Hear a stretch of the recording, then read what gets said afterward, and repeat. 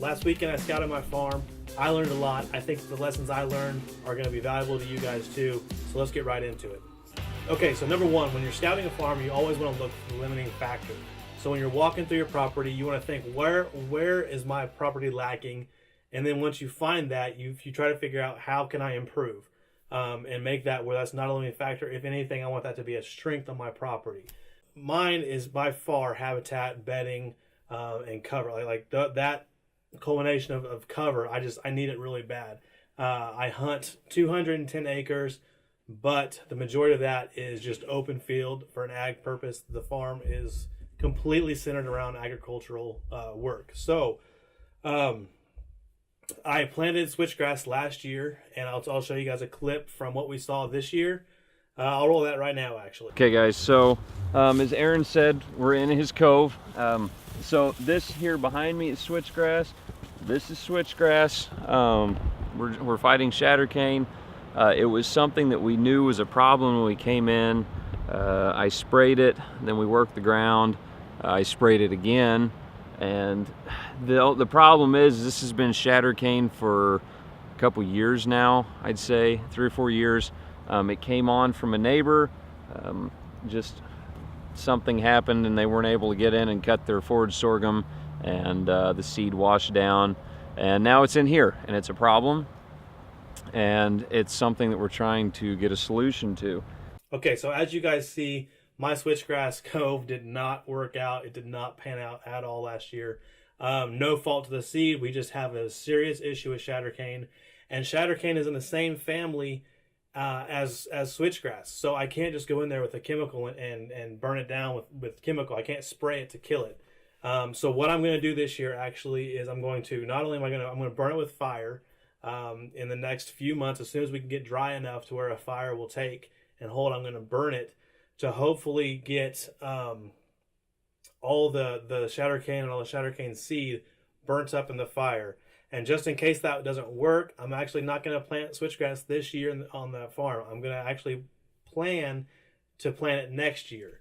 All right, guys, so we are at a deer bed that we're pretty confident, based off of trail camera pictures and just things that we've seen over the years from hunting and different things, that this is the bed of probably the #1 buck on this farm. Yeah. Over the past 3 or 4 years, 2 or 3 years. Yep.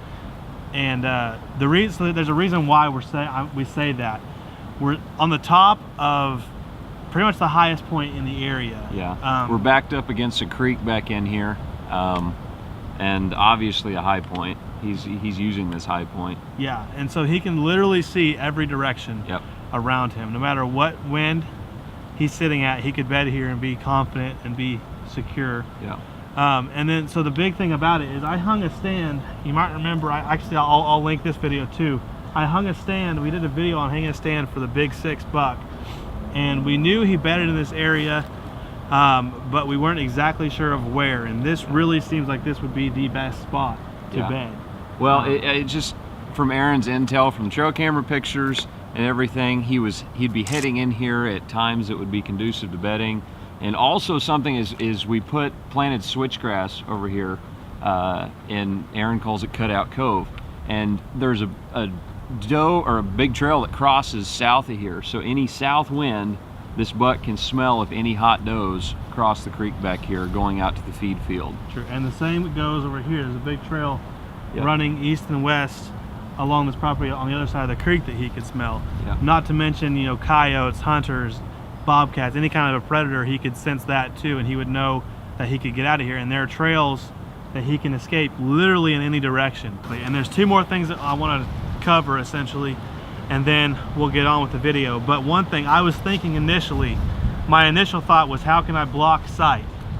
Yep. And Josh had a good point that we don't want to do anything to change where he's comfortable, because he could move 15 feet one direction and we're in the same boat, and all I did was make him uncomfortable. So that's one thing that we don't want to do, is a big thing. And the second thing is, so the other thing is that in any dominant buck in the area, whether it's the buck we're calling Big 6 or we have a brow time buck, there's a couple of big up-and-comers. Yeah, whenever they take over, this is the spot they're going to want to be at. So this is a somewhere that I would like to know how to hunt this area for future reference. Yep. So we're going to learn on Big Six with thinking down the road progressively to, you know, our next target buck and our next target buck, and so on and so forth. All right, guys, next thing. All right, you guys, so we've been walking for a while, and one thing that we've been noticing on these deer beds, and it's not like a groundbreaking truth or anything, but what we've seen is this is a deer bed right here. It's actually a pretty good sized deer bed. And I'm gonna go ahead and switch it so you can just see Josh. So what we're looking for here, Josh is standing in the deer bed right now. Yep. And there's a point south. So that is south, and so there's an entrance, there's a trail going from south all the way to north. So they have an entrance and an exit into this deer bed. And then also he has backing cover, which is thick backing where nothing's gonna sneak up on him from behind. He can see in front of him. I'll get a shot. I'll show you guys a shot of what's in front of him. And he has a canopy. You might notice he was bent over. So he has a canopy over his head. So the deer are gonna almost be completely enclosed, but they have an entrance and exit route. Yep. So that's something to look for if you're trying to build a deer bed, improve on an area where you want deer to bed so that you can access or hunt a stand. A good thing to look out for, a good thing to try to build yourself. So I've been doing TSI for the past 6-7 years. Every year I'll go in there and I'll cut a little bit out. I'll do hinge cutting or clear cutting, or I'll hack and squirt different areas of the farm to help encourage grasses to grow up and to thicken up the hardwood areas on the farm. And it's done great. I've had great success with it.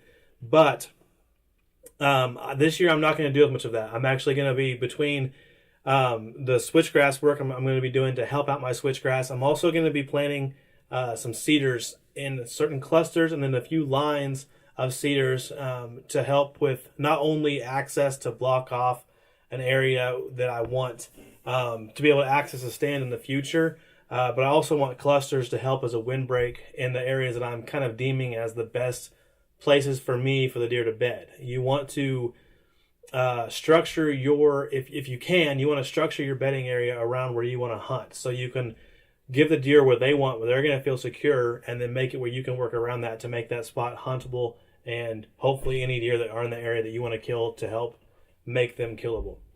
Also, where you see the yellow shaded areas on this little diagram, I'm going to be doing weed control there and killing everything else out, so that next year I can come in and frost seed switchgrass into that to thicken that area up a little bit more and hopefully encourage a thicker bedding area where I want these deer to be bedding. Like I said, I'm trying to take what's already good, where they're already using it for bedding, and improve on that, and also structure it around a plan that I have for hunting these deer so that I'll be able to actually kill these deer. Food is obviously, guys, a vital part of any habitat management program. I have roughly an acre of food in right now, and I'm holding deer. I'm honestly kind of surprised, and that, I guess, it goes to show how the attractiveness and the tonnage that the Deli Dozen combination that they have, that product that they've produced. It goes to show how much that can attract and hold deer. So next year I'm pretty much going to be tripling the amount of food plots that I have. I'm not in a position to plant any standing beans as of yet, just due to the agricultural operation that they have. I can't, around their farming operation, I'm not going to be able to get in to the places where I would want to put soybeans to be able to plant those soybeans. So it's not in the cards this year. Maybe in the next few years that'll change, but right now I'm going to be sticking with brassicas and essentially fall plots. So on this little section right here, I will kind of zoom into this area where it's zooming in. I'm going to have Deli Dozen in this 1 acre food plot.